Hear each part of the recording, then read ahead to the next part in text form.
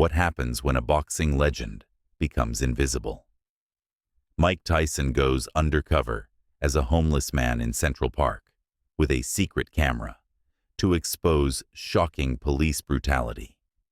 Watch as officers target him, not knowing he's recording every word, until the jaw-dropping twist changes everything. This viral social experiment will leave you outraged and questioning who really holds power. Don't blink, or you'll miss the moment the world saw the truth. Trust me, you won't believe how this ends. But before we dive in, let me know in the comments where you're watching from. Central Park was bathed in the golden glow of a late afternoon sun, its sprawling greenery dotted with joggers and families. Amidst this serene tableau sat Mike Tyson, a man whose name once echoed through boxing arenas worldwide. But today, he wasn't the heavyweight champion. Instead, he was disguised as an unassuming homeless man. His muscular frame hidden beneath layers of tattered clothing, his face obscured by a hood pulled low over his eyes, Tyson blended seamlessly into the park's forgotten corners. The air crackled with tension as a police cruiser rolled into view, its tires crunching against gravel. Two officers stepped out. Officer Grayson, a young rookie with sharp features and an even sharper temper, and Officer Delaney, a grizzled veteran whose weary demeanor suggested years of disillusionment. Their gazes swept across the park until they landed on Tyson, sitting quietly on a weathered bench near the fountain. To them, he was just another vagrant, marring the pristine image of Central Park. Another one, Officer Grayson muttered under his breath, his lip curling in disdain. This place is turning into a dump. Delaney sighed but said nothing, his expression unreadable. Together, they approached the bench, their boots thudding heavily against the ground. Every step felt like thunder to those who knew what it meant. Authority flexing its muscles without reason or mercy. Tyson remained still, his head bowed as if oblivious to their presence. A brown paper bag rested beside him, crumpled and stained, a prop that completed his disguise. He didn't look up when Officer Grayson barked, "You can't sit here all day. This isn't your living room." The injustice burned within Tyson, though his outward calm betrayed none of it.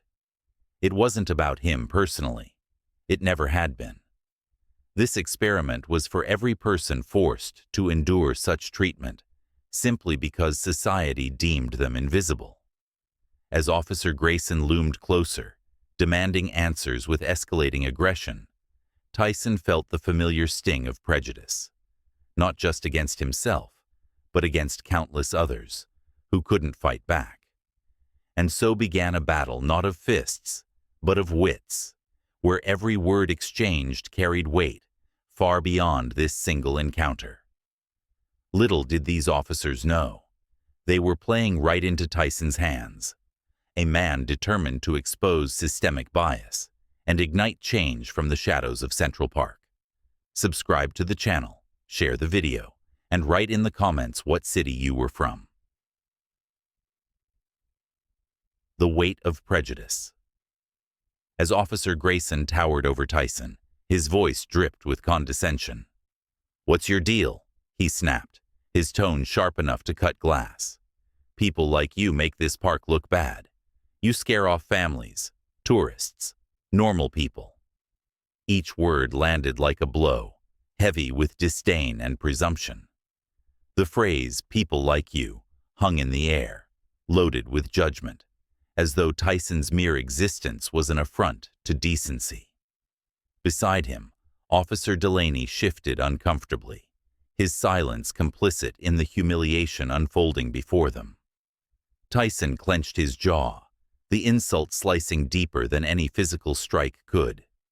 He had heard variations of this speech countless times before, but hearing it now, while disguised as someone powerless, stung differently. It wasn't just about him.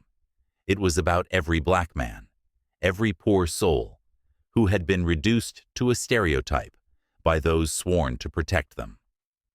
His fingers tightened around the sandwich he held, crumbling the bread slightly as he fought to maintain his composure. "You're not bothering anyone," Tyson finally replied, his voice steady, despite the storm brewing inside him. "Just eating my lunch." But his calm response only fueled Officer Grayson's frustration. The officer leaned closer, his shadow falling over Tyson like a dark cloud. "That's not the point," he barked, his face inches away. "Why don't you go somewhere else? Maybe find a shelter or something." Every syllable carried the weight of systemic bias, each accusation rooted in assumptions about race, poverty, and worthiness. For Tyson, this wasn't new.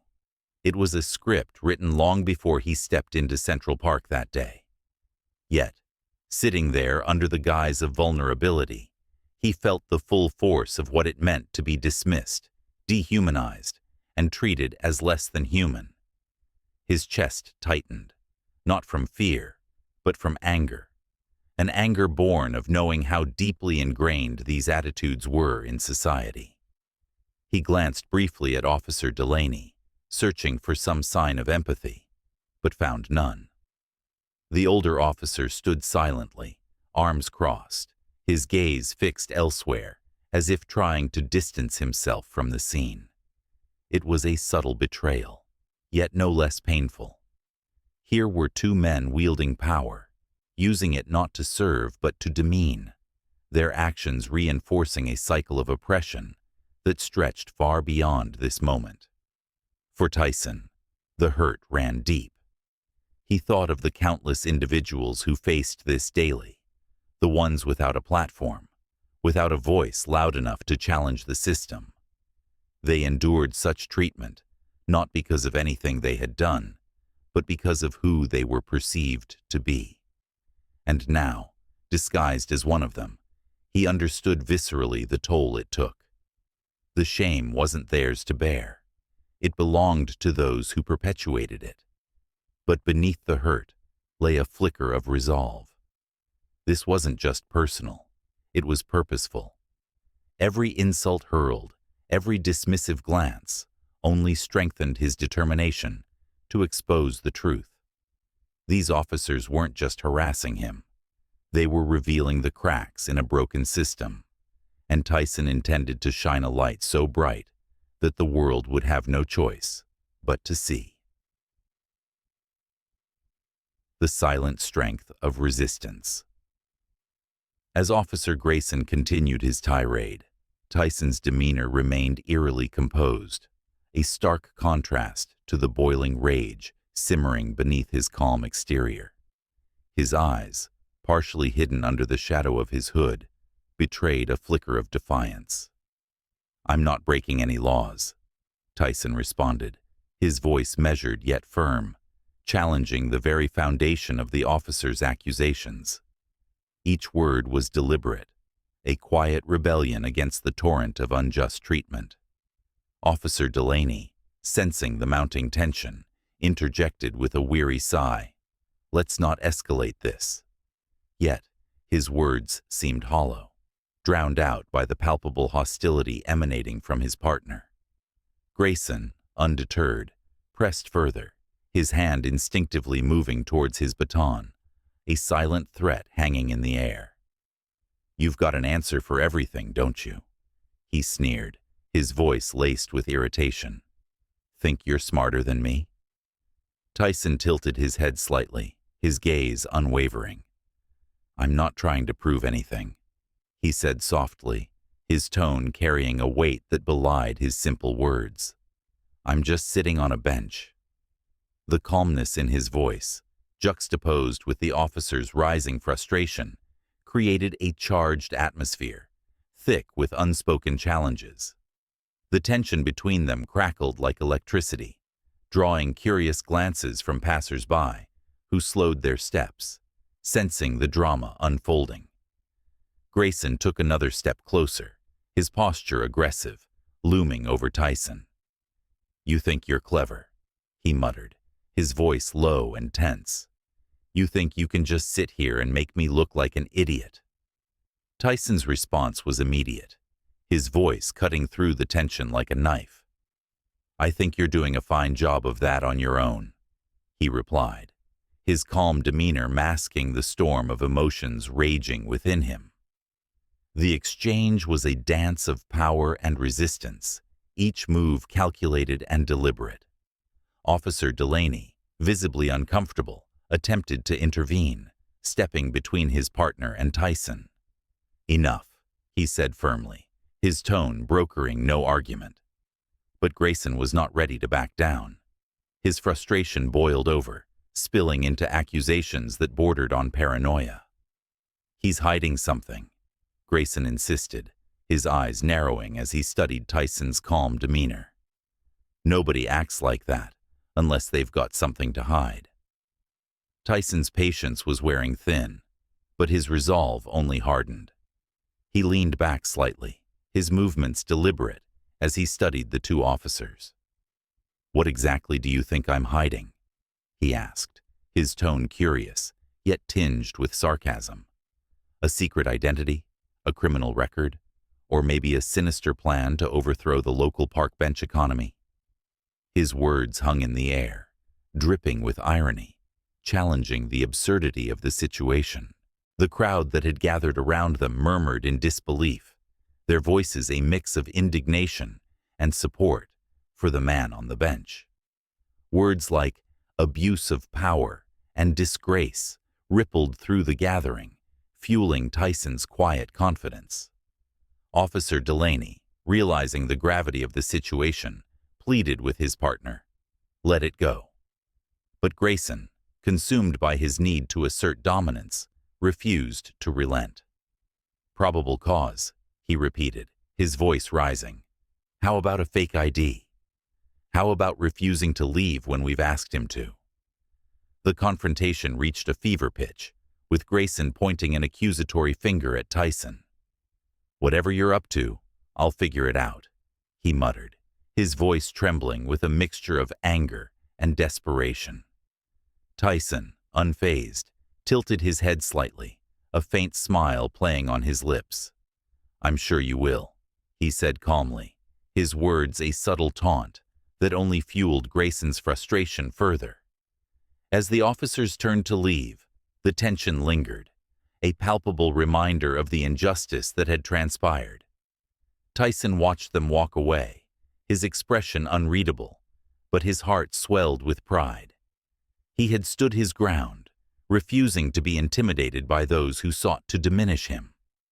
The crowd erupted into applause, their cheers echoing through Central Park, a testament to the courage and resilience of a man who dared to challenge the status quo. Subscribe to the channel, share the video, and write in the comments what city you were from. The tension in the air was electric as Officer Grayson returned to the bench, his frustration evident in every rigid step. "We're not done with you yet," he growled, his voice a mix of anger and suspicion. "That ID you gave us, it doesn't exist. Care to explain?" His eyes bore into Tyson, searching for any sign of deceit. Tyson raised an eyebrow, his gaze steady. "Maybe your systems are broken," he replied coolly, his tone laced with subtle mockery. "Or maybe you're just looking for something that's not there." His calm demeanor only served to infuriate Grayson further, who snapped, "Don't get smart with me. I know a fake when I see one." As Officer Delaney tried to mediate, urging Grayson to let the matter drop, Tyson reached slowly into his coat pocket. The officers tensed, their hands instinctively moving toward their weapons, ready for any sudden movement. But instead of pulling out a weapon or another questionable ID, Tyson produced a sleek black smartphone. Its polished surface caught the fading sunlight as he held it up, his expression unreadable. "Here's the thing," Tyson began, his voice calm, but carrying an unmistakable weight. "I don't need to prove anything to you, but since you're so determined to know the truth, I'll give it to you." With a few taps on the screen, a video began to play. Grayson leaned in slightly, his brow furrowing as he tried to comprehend what he was seeing. The footage showed him earlier that day, standing over Tyson, his tone aggressive as he demanded answers. The audio was crystal clear, every word and inflection captured in stunning detail. "What is this?" Grayson demanded, his voice rising in panic. "This," Tyson said, his voice cutting through the tension like a knife, "is a live stream. It's been running all day. Every interaction we've had, every word you've said, has been broadcast to millions of people." Grayson's face went pale, his grip on his baton faltering. What are you talking about?" he stammered, his voice barely above a whisper. Tyson stood slowly, his full height imposing as he faced the officer. He slipped the phone back into his pocket, his expression calm but unyielding. "I'm not Calvin Broadus," he said, his voice resonating with authority. "I'm Mike Tyson." Grayson blinked, his mind reeling as he tried to process the words. "Mike Tyson? You're kidding," he stammered, his voice trembling. "I never kid about things like this," Tyson replied, his tone even but carrying a quiet authority. "I've been conducting an experiment, testing how people like you treat those you perceive as less fortunate." The realization hit Grayson like a freight train. The calm demeanor, the confidence, the subtle but deliberate way Tyson had handled every interaction. It all made sense now. "You set me up," Grayson exclaimed, his voice shaking with a mixture of anger and panic. "I didn't set you up," Tyson countered. "I gave you a choice. Every action you took, every word you said, was your own. All I did was observe." Grayson's face flushed red with anger, his frustration boiling over.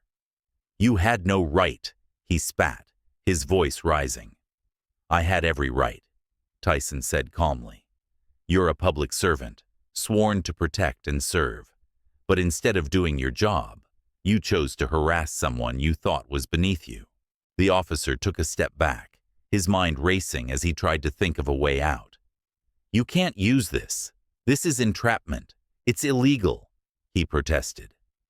"It's not entrapment," Tyson replied firmly. "I didn't force you to do anything.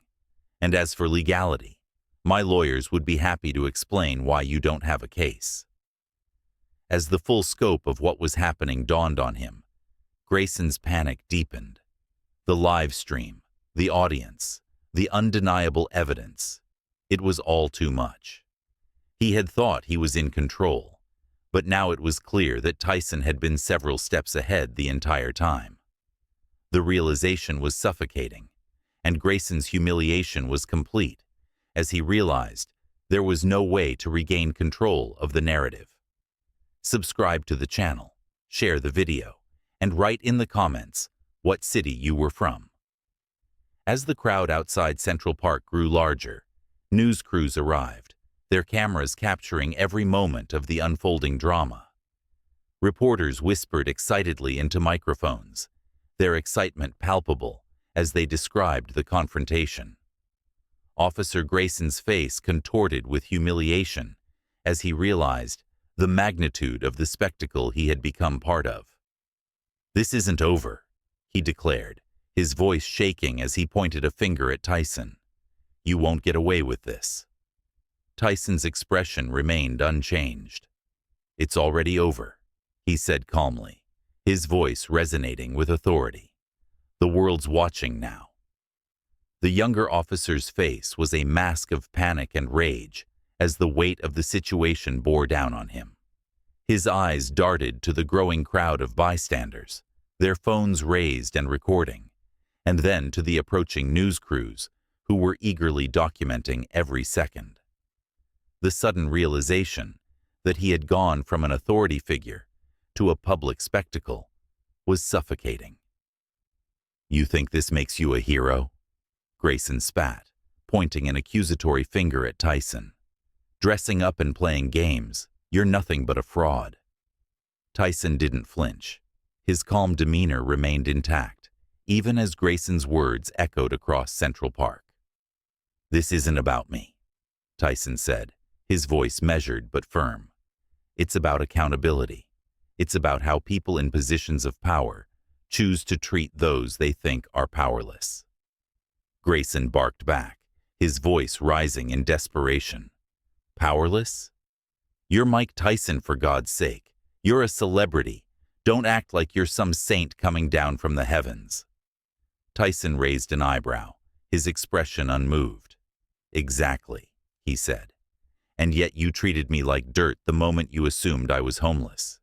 Imagine how you treat people who don't have the resources to fight back." Officer Delaney arrived on the scene, his face pale as he took in the chaos. He grabbed Grayson by the arm, pulling him back as he whispered urgently, "Stop talking. You're making it worse." Grayson shot back, his voice trembling with anger. "I'm not going to let him get away with this." But Delaney's grip tightened, and the warning in his eyes finally registered. "You already did," Delaney said quietly, his tone heavy with resignation. "Just stop before you dig the hole any deeper." The crowd murmured, their voices a mix of disbelief and indignation. Words like abuse of power and disgrace rippled through the gathering, the condemnation growing louder with each passing moment. The news crews were now fully set up, their cameras zoomed in on the confrontation. Reporters were speaking animatedly into their microphones, their words broadcast live to millions. Tyson turned his attention to the crowd, addressing them with the same calm authority he'd shown throughout the day. "This isn't about one bad officer," he said. "It's about a system that allows this kind of behavior to go unchecked. It's about holding people accountable, not just for their actions, but for their attitudes." The crowd erupted into applause, the sound reverberating through Central Park. Grayson's face flushed red, his humiliation complete as he realized there was no way to regain control of the narrative. He glanced at the cameras, the realization dawning that his every move was being broadcast to the world. "I didn't do anything wrong," he muttered, his voice barely audible over the noise. "I was just doing my job." Tyson's gaze sharpened. "Your job is to serve and protect, not to profile, harass, or abuse your authority. And if you can't handle that responsibility, then maybe you shouldn't wear the badge." Before they could retreat, another voice cut through the chaos, a commanding voice that silenced the crowd. "Officers, stand down." Everyone turned to see a woman in a crisp suit approaching, her presence exuding authority. She carried herself with the confidence of someone who knew exactly how to take control of a situation. The badge clipped to her belt identified her as Captain Jane Monroe from the Internal Affairs Division of the NYPD. "Grateful to have you here. Which part of the world are you watching from? And please leave your thoughts on the message I want to convey." Mike Tyson's bold experiment in Central Park teaches us that systemic biases and unchecked power harm society's most vulnerable. His calm defiance reminds us to stand firm against injustice, even when faced with hostility. The story underscores the importance of accountability, not just for actions, but also for attitudes, and challenges us to confront our own prejudices. It urges those in authority to serve with empathy and integrity, ensuring dignity for all. For everyone, it inspires courage. Use your voice, challenge norms, and spark change. True strength lies not in dominance, but in lifting others up. If you enjoy stories like this, don't forget to subscribe Undercover Insights channel.